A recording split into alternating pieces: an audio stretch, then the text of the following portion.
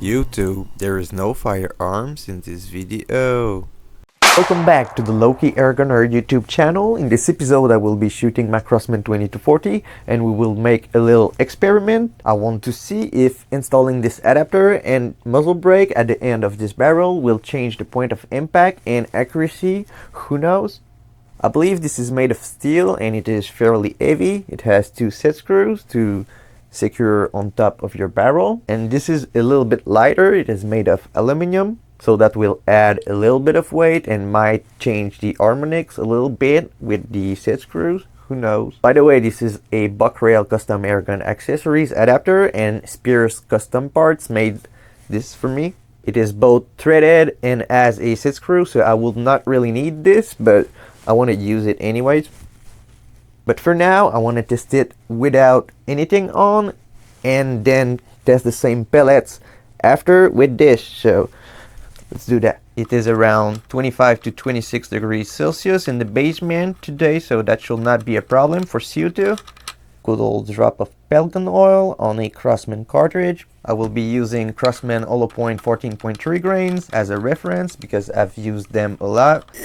And JTS Dead Center 18.1 grain to see, just because I want to see if this newly installed barrel will like them as much as the last one. For size reference, I will be shooting at 1-inch splatterburst targets. I will dry fire it 2 times in a safe direction because last time it seemed to have a first shot flyer and I want to see if that was it. Maybe not, but let's see.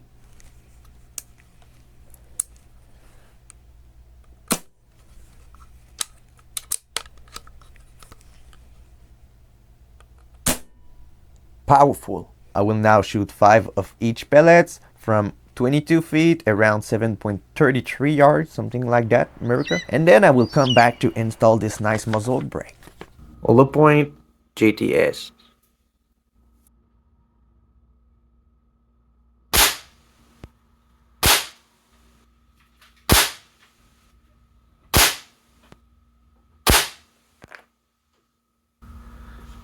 Meh.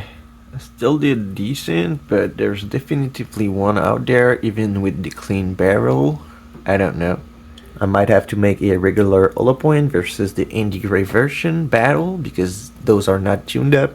I will wait about 2 minutes and then shoot at that.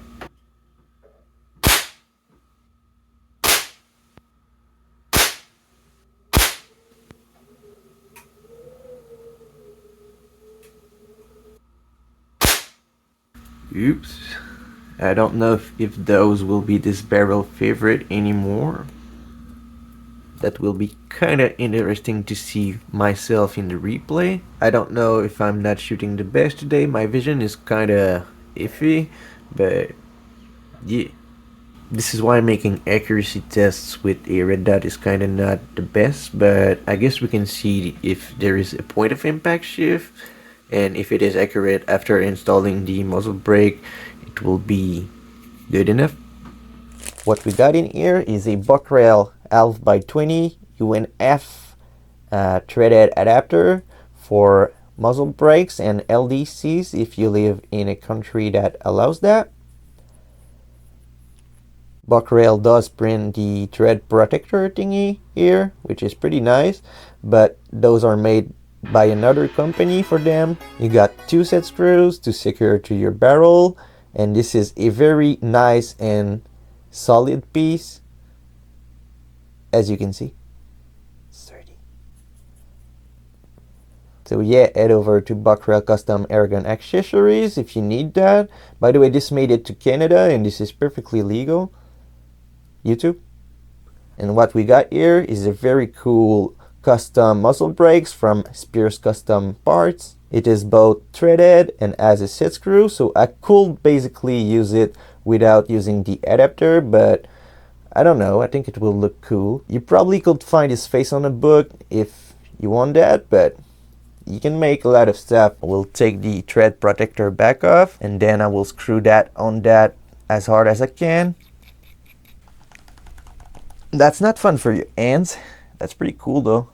Now I will lightly try to tighten the set screw that usually will go on your barrel on the threads of the adapter, but not too hard because I don't want to mess anything up. But this could prevent it from unscrewing eventually, and I like this idea. Then you kind of want to choose if you want the set screws to be on top or on the bottom. I did not use them on top, even though it kind of helps to center itself. I will show you what I mean. By the way, Buckrail always provides the tools with their stuff when you need little Allen wrenches and stuff. So basically, since there is a flat spot at this part of the barrel, this will center itself and probably hold a bit better if you put it like that. But I kind of don't like the look of the screws on top, so I will most likely not do that. I will try to align that kind of good, but we don't really care. Then I will tighten both a little bit. Now that you got both tightened a little bit, you can give them a bit more trouble with the other side of the wrench. That will most likely mark up your barrel, so be aware of that. Once it looks tight enough to never come off again, then you're good to go. This adapter is so solid that I believe that you will break the wrench before you strip anything, but be careful still. I will take a little look at my set screw because I don't want anything to come loose ever again. And now we are ready to see if it did anything else that make it look awesome. Quick note, I'm using a sandbag while I'm doing the shooting and not this bipod. Let's do that. Hollow point, JTS.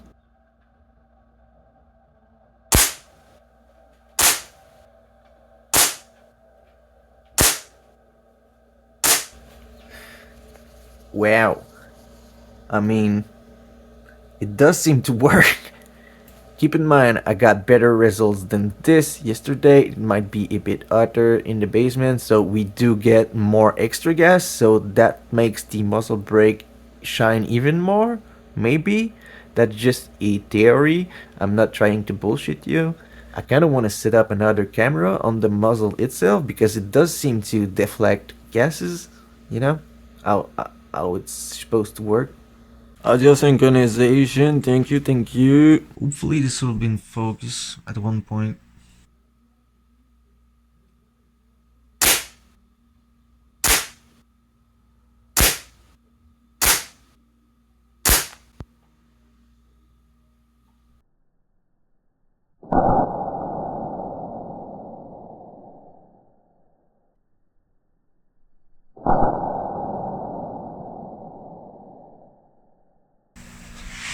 I think that was 5. That also looks like an improvement to me. Those pellets definitively shot better with the other barrel, but I don't know because it shot better the other time too. That might be the temperature. This is the only thing that is a bit annoying with CO2 guns, but they are also very fun. I don't have to pump this one compared to the 1377, so they all have positive and downsides. If I counted my shots right, I'm about at 20 shots now, plus maybe 1 dry fire. So I will shoot 3 JTS here and then finish the cartridge with the Crosman, so maybe shoot around 10. I don't know.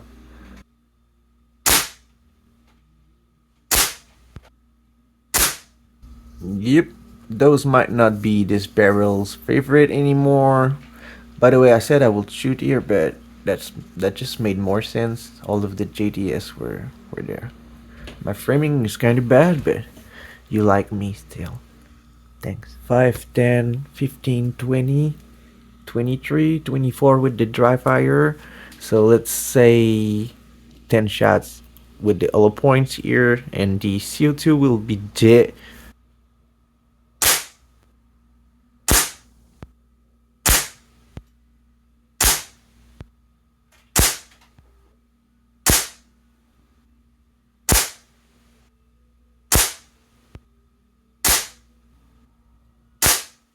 That's really not bad.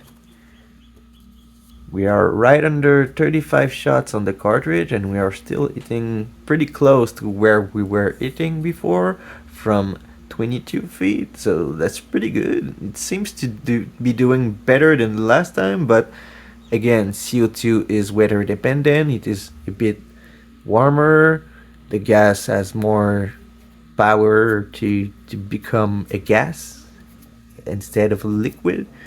So that's pretty much it. But I also think that since we got more CO2 coming out, the muzzle might have helped more, because I don't think that I've become a better shooter while installing 3 screws. I don't know. Keep in mind there might be a little bit of shooter error, but it did seem to improve quite a bit after the install. It also did seem to shoot better near the end than the last time after cleaning the barrel. And this new barrel might not like the JTS as much as the last one, but this is also a bit heavy, even though it preferred them with lower velocity, so good. Hopefully the audio is decent, because I don't have my O-Shoot microphone. Use his affiliate link to get some bug rail stuff.